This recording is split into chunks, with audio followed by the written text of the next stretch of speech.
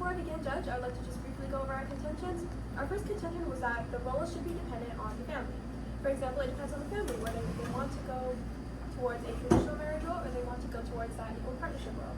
And the opposition continually mentioned the same thing. They agree with us that, again, it depends on the situation. Some families might benefit more from a equal partnership role, and some families might benefit more from a traditional marriage roles. My partner mentioned some examples, which I'll repeat now. For example, parents with children that are especially young need a parent to stay at home with them, especially if the parent's not in a financial situation to supply a nanny. They need one of the parents to stay at home with them. And many scientific experiments have shown that the mother tends to develop a stronger connection and a stronger bond with the child because, again, the child is basically created inside of the mother, which again creates a much stronger bond between the mother and the son, and the mother and the kid than the father and the kid, which it makes sense why a lot of children would prefer their mother stay home with them. And again, parents with special needs, they need to stay home with their child because, again, a lot of parents can't afford to have a specialized nanny come and stay with their kid, which makes sense why, again, some families would choose to have one of the parents be a stay-at-home parent. It's such a good question. So, when you were saying that the mother has a stronger relationship with her child, wouldn't it not matter then if she were not to stay at home? No, I would argue that it would matter more because the child has a strong bond with the mother and the father. But even then, wouldn't that stronger bond not be affected by her not staying at home, by going to work, staying at the workplace? I don't understand what your question is. By saying that the mother has a stronger bond with her child, right? Wouldn't that still remain intact because of the fact that since it's already stronger, it wouldn't matter if she already went to work?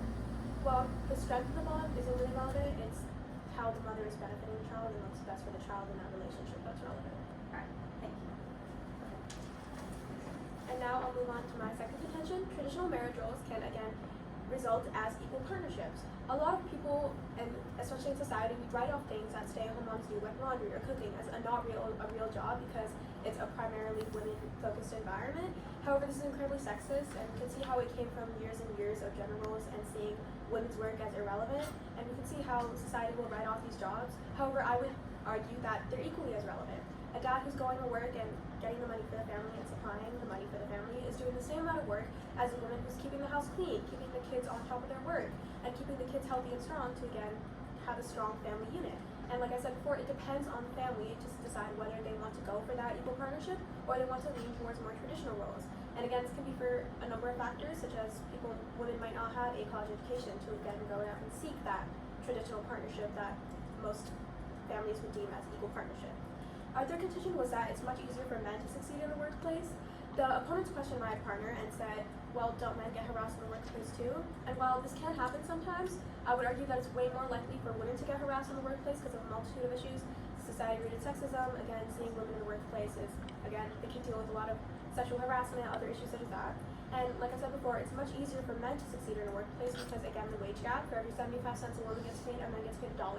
So we can see how having a man at the workplace can, again, benefit that family more. And now I'd like to move on to my opponent's case. Like my partner said, women can still have a social life despite being a stay-at-home mom. I think it's incredibly narrow-minded point of view to say that if you're a stay-at-home mom, you don't have time for anything else, and you can't make friends because you're a stay-at-home mom. However, that's not true. If you have a healthy and balanced environment to work in, you can definitely have a social life outside of your work.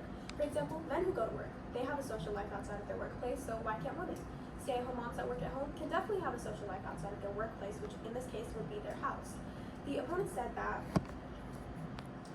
mentioned that it's harder for women to have a social life outside because most of their time is spent focused on their kids, etc. However, I would argue it's the same situation for men. Most of their time is also spent working 8 hours a day at the workplace, making money for the family. I would like to mention that the opponents brought up incredibly toxic relationships, such as they mentioned examples of financial abuse, which I agree that can happen, but that can also happen when the woman is working. It's not really dependent on traditional marriage roles. That can happen when either one of the family members is working. And again, it's an incredibly toxic type example of this type of relationship. If you have a healthy marriage and if you love your partner equally and everything is going well in a traditional marriage, then you can have healthy gender roles and have a healthy marriage despite having those traditional marriage roles. The opponents bring up examples of financial abuse, like I said before. However, this doesn't happen in every single traditional marriage roles. That's dependent on the family. Additionally, just because a family might have traditional marriage roles, that doesn't make it bad.